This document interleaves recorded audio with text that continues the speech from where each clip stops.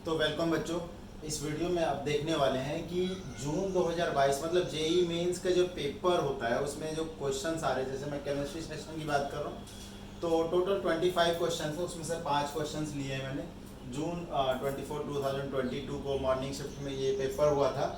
ज़रा देखते हैं, अगर इसमें मतलब मेन कॉन्टेक्ट ये बताने वाला हूँ कि जो अगर आप एनसीईआरटी बहुत अच्छे से करते हो तो आप इजीली जो है ना जेई के क्वेश्चन को हैंडल कर पाओगे। लेट अस सपोज देखिए फर्स्ट क्वेश्चन को देखते हैं।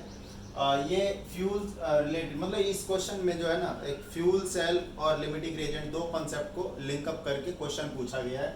बेसिकली कह रहा है क्या, ये 1 लीटर ऑफ फ्यूल, ये वाला फ्यूल है C15H30। जैसे आप लोगों ने ना ये हाइड्रोजन फ्यूल या फिर हाइड्रोजन सेल सुना होगा, उससे रिलेटेड क्वेश्चन है। 1 लीटर इसको बर्न करने के लिए कितना ऑक्सीजन चाहिए और इससे प्रोड्यूस CO2 कितना होगा, ये हमें दो चीज़ें बतानी है। तो सबसे पहले हमने क्या किया, हमने रिएक्शन लिख दिया। ये देखो, किसी भी हाइड्रोकार्बन का अगर आप रिएक्शन लिखोगे तो क्या होता है, CO2 बनता है और वाटर बनता है। तो एक बैलेंस केमिकल रिएक्शन सबसे पहले लिख दिया। और ये देखो जो डेंसिटी दिया गया फ्यूल का, तो डेंसिटी दिया गया, कितना डेंसिटी है 0.756। तो ये हमने यहाँ से निकाल लिया। तो मास ऑफ दिस फ्यूल मतलब C15H30, ये वैल्यू आ गई हमारी 756 ग्राम, राइट। अब ये देखो इस 756 ग्राम के लिए मोल्स निकाल लिए, यहाँ पर मोल आया 3.6 और इसके लिए हमने स्टोइकियोमेट्रिक रेशियो निकाल लिया, वो भी 3.6। स्टोइकियोमेट्रिक रेशियो जो होता है ना, मोल अपॉन में स्टोइकियोमेट्रिक कोफिशिएंट होता है। अब जैसे यहाँ पे देखो मोल कितना है 3.6, अब इसका स्टोइकियोमेट्रिक कोफिशिएंट 1 ही है ना, तो इसीलिए 3.6 ही रह जाएगा। अच्छा, अब हमें O2 बताना है। तो O2 और ये जो फ्यूल है, क्योंकि दोनों रिएक्ट कर रहे हैं तो दोनों के जो स्टोइकियोमेट्रिक रेशियो बराबर रहेंगे। तो हमने अब क्या कर दिया, now stoichiometric ratio of fuel बराबर stoichiometric ratio of oxygen. Basically यहाँ पर तो इसका तो 3.6 आ ही गया है। हम ये O2 के x मोल मान रहे हैं और O2 का जो कॉफिशिएंट है 45/2 हमने यहाँ पर डाल दिया। इसको सॉल्व किया, सॉल्व करने के बाद ये जो मास जो आगे ये कितना आ गया 2592 तो 2592 वैसे ऑप्शन सी हमें मिल तो गया हमारा आंसर, बट थोड़ा सा और आगे हम करके देख लेते कि CO2 भी निकाल के देख लेते। हालांकि आप आंसर टिक मार सकते हो ना। आप पूछ रहा है कि CO2 कितना बनेगा, तो कोई दिक्कत की बात नहीं है। आप इन दोनों के स्टोइकियोमेट्रिक कोफिशिएंट को इक्वेट कर दो, सिंपल सी बात है। ये देखो स्टोइकियोमेट्रिक कोफिशिएंट और स्टोइकियोमेट्रिक रेशियो ऑफ CO2 बराबर स्टोइकियोमेट्रिक रेशियो ऑफ फ्यूल।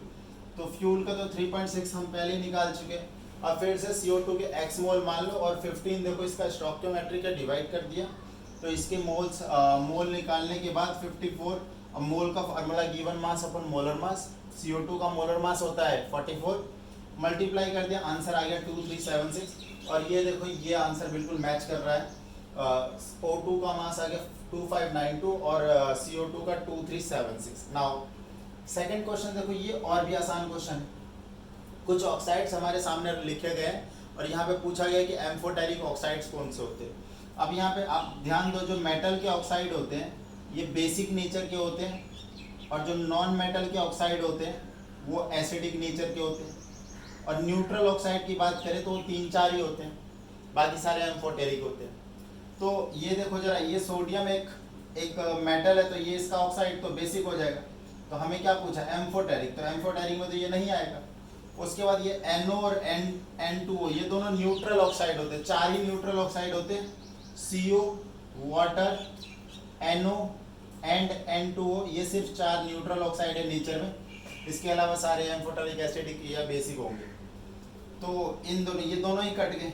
अब ये देखो क्लोरीन जो एक नॉन मेटल है, नॉन मेटल का ऑक्साइड होता है एसिडिक, तो ये भी हट गया क्योंकि एम्फोटेरिक ये है ही।